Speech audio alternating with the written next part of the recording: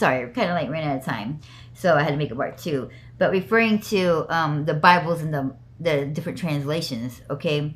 After I said a prayer about that, it realized on me that she probably didn't have the King James Version. And so what she was reading, when it was describing it, probably didn't tell in the exact words. See, that's why it's important. Very important. Because when they translate it, they're leaving out important words that you're needed to know. And so it actually does describe it in there, especially in the King James versions. So not only these Bibles, these other ones, these other translations or Bibles, are they leaving out complete verses, whole entire scriptures, but when they're rewording it, they're leaving out the most important words that we needed to know that was being told. And the reason why they need to be said in the way that they were said so we can clearly understand stuff. So, in the version that she was probably reading doesn't state that. That's why she's like, nowhere in the Bible does it say that, but it does. You can Google it, and when you Google it, it pops up there. Mostly the Google, when you Google it, is always referring to the King James Version. Why? Because it's an important version. I mean, I may have left out some Bibles, like, you know, but you can, just so you know, you can go on YouTube, and you can read the Book of Enoch. You can read the Gospel of Mary and the Gospel of Thomas and the Book of Jubilees. You know, you can, so even though you can't read it in the King James Version, but you can either order it on Amazon, the books, and you can also go to YouTube. There's a guy on there that has them on there where he's selling those things or those whatever, but there's also free ones where it also reads it for you. Just saying. But back to this Bible right here, that it was a gift for me, because it was a gift to me. I needed to share this gift with you. And even though it words everything completely different than what it says in the King James Version, it is translated to very easily, so you can definitely understand what they're saying. So I like it. Definitely know that you should have read the King James Versions to know, first of all, because like I said, it leaves out very important details when certain Bibles translate the Bible, which is very key. But the reason why I'm supporting this one is not just translate it to where it's easier to understand. What it does, and I'm going to show you, okay?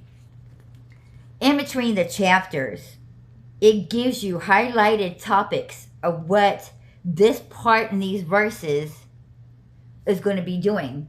Like right here, it says, Jesus preaches in Galilee, which is right where I left off on the More You Know videos. That's why I have this piece of paper here. But see, at the bottom part, and this is where I'm getting my information from. And so when I make those The More You Know videos, I'm not just coming up with things out of the thin air and just putting, oh, you know why I got this from reading this.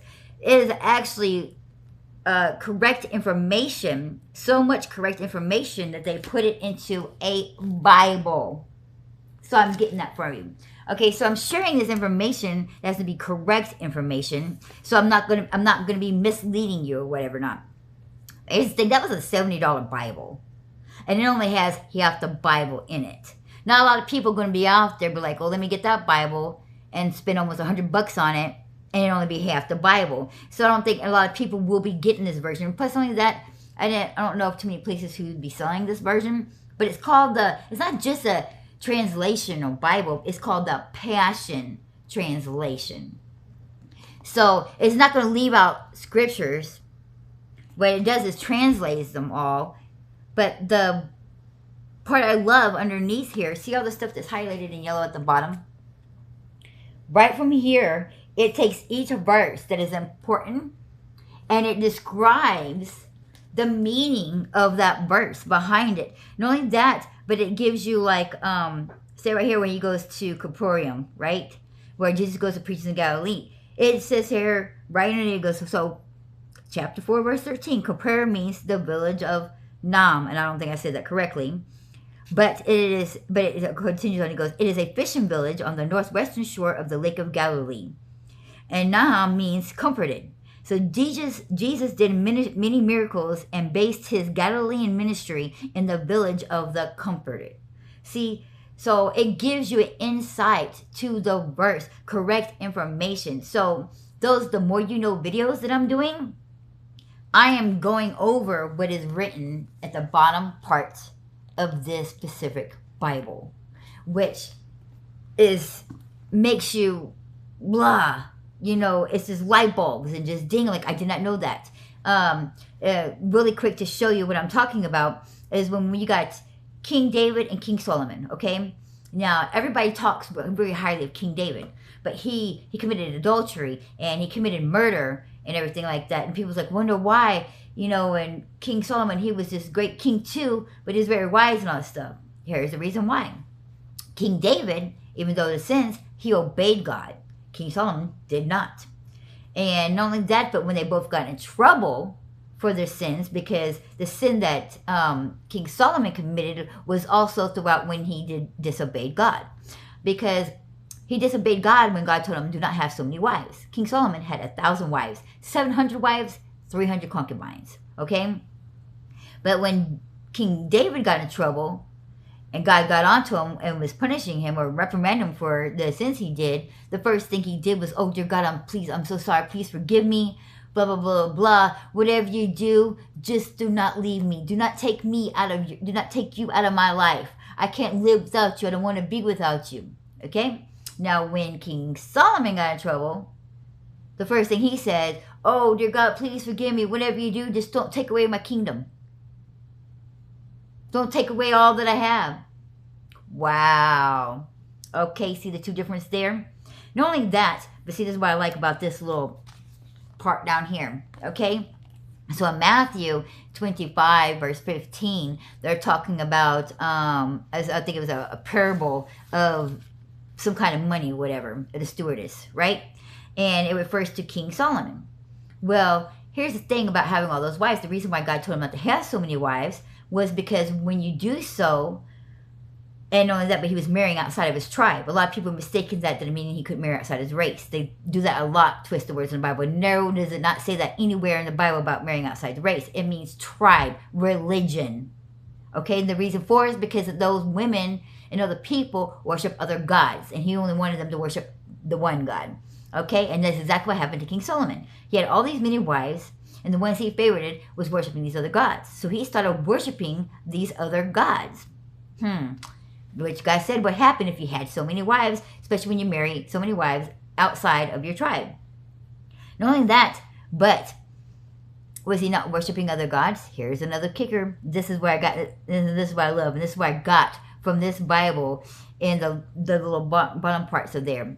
That every year, they, how every year had to pay taxes or whatever. So every year when they did the yearly tribute, King Solomon, every year he collected 666 talents.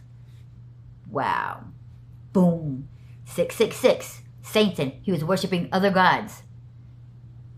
See, it just, boom. This light bulbs you of little insights. Very key. When God made you, and when he made everything in the world, everything is a perfect detail. Everything kind of goes with this and this, and you can't do this without that. Now, we may just realize the Bible is just a Bible that tells the greatest story ever told about his love for us and the greatest story just ever written in general, however way you want to interpret it. But everything in that Bible has to do with this, going by the people's names.